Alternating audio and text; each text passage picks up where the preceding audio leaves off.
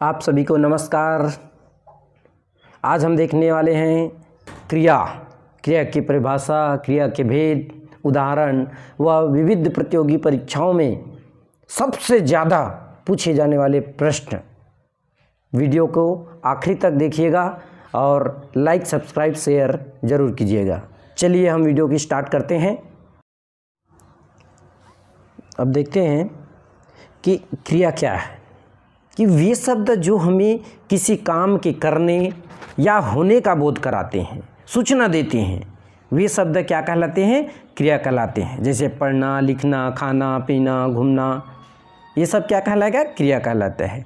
जैसे राकेश गाना गाता है, मोहन पुस्तक पढ़ता है। ठीक है। अब देखते हैं हम क्रिया के भेद। आप सभी जानते हैं कि क्रिया के बहुत से भेद हैं, लेकिन हम मुख्य रूप से 2 भेदों का अध्ययन करेंगे।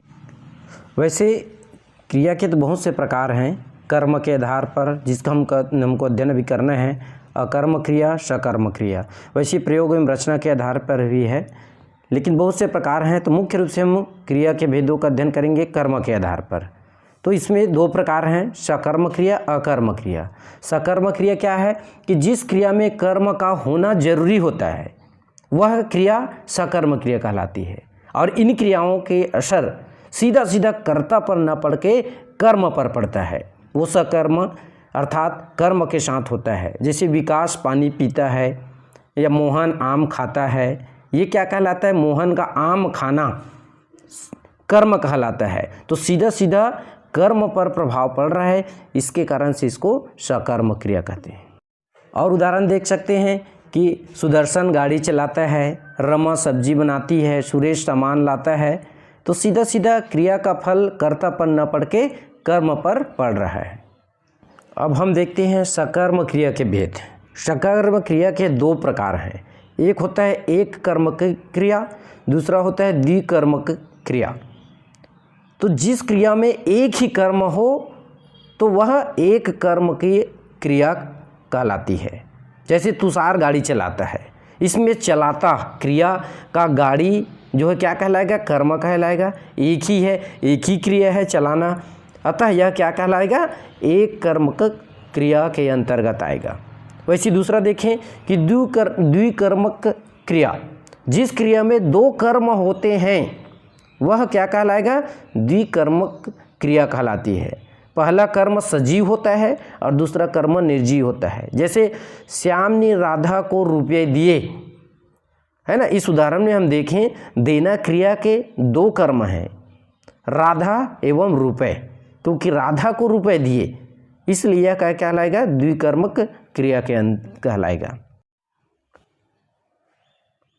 अब हम देखते हैं अकर्मक क्रिया, कि जिस क्रिया का फल कर्ता पर ही पड़ता है वह क्रिया अकर्मक क्रिया कहलाती है। इस क्रिया में सीधा सीधा कर्म का अभाव होता है, कर्म पाया नहीं जाता। जैसे श्याम पढ़ता है, मोहन जाता है ना। इस वाक्य में हम देखें तो पढ़ने का फल जो है सीधा सीधा श्याम पर ही पड़ रहा है, कोई कर्म नहीं है, इसलिए पढ़ता है, अकर्मक क्रिया है। जिन क्रियाओं को कर्म की ज़रूरत नहीं पड़ती, जो क्रिया प्रश्न पूछने पर कोई उत्तर नहीं देती, उन्हें अकर्मक क्रिया कहते हैं। जैसे और उदाहरण देख सकते हैं कि राजेश दौड़ता है, सांप रेंगता है, पूजा हंसती है। जैसे कि उदाहरण में स्पष्ट है कि दौड़ता है, रेंगता है, हंसती है, बचाता है, ये सभी वाक्यों में कर्म का भाव है एवं क्रिया का फल सीधा सीधा कर्ता पर ही पड़ रहा है। इस कारण से ये क्या कहलाएगा? अकर्मक क्रिया कहलाएगा। अब हम देखते हैं संरचना के आधार पर क्रिया के भेद। संरचना के आधार पर 4 भेद हैं, 4 प्रकार बताए गए हैं। पहला प्रेरणार्थक क्रिया, दूसरा नाम धातु क्रिया, तीसरा संयुक्त क्रिया और चौथा होता है कृदंत क्रिया। तो पहला प्रेरणार्थक क्रिया में जिस क्रिया से यह ज्ञात हो कि कर्ता स्वयं काम न करके किसी और से करा रहा है। जैसे पढ़वाना, लिखवाना, है ना, समझवाना, ठीक है, आदि।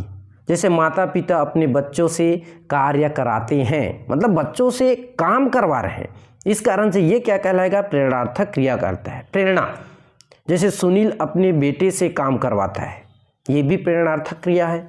अब दूसरा देखते हैं कि नाम धातु क्रिया, ऐसी धातु जो क्रिया को छोड़कर किन्हीं अन्य शब्दों जैसे संज्ञा, सर्वनाम, विशेषण आदि से बनाती है, नाम धातु क्रिया कहते हैं, जैसे अपनाना, गरमाना आदि।